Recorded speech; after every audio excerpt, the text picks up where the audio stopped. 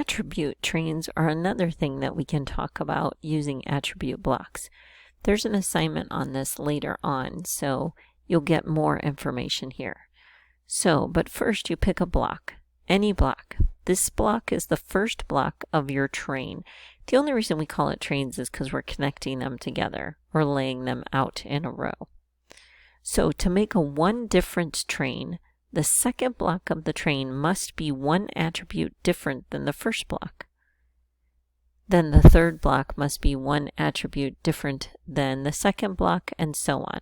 So for example, if I selected the large blue square as my first block in my attribute train, then if it's a one difference attribute train, from the first block to the second block, I only changed one thing. Notice I didn't change shape.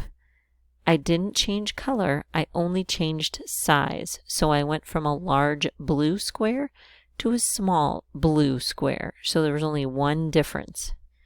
Again, when I go from the second to the third, there's only one difference. I stuck with, this time, the size and the shape, but I changed the color.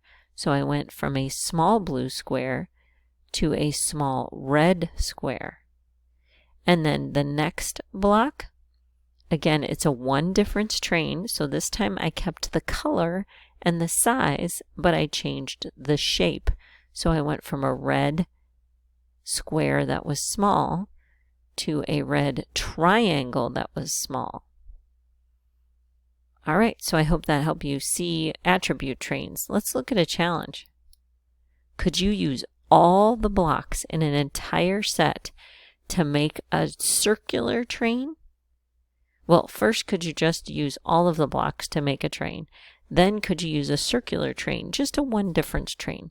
You could also talk about two difference trains and three difference trains, and it would follow a very similar pattern, but instead of only changing one attribute from the first block to the next block, you would change 2 or 3 attributes depending on what it is asking for. All right, that's all about attribute trains.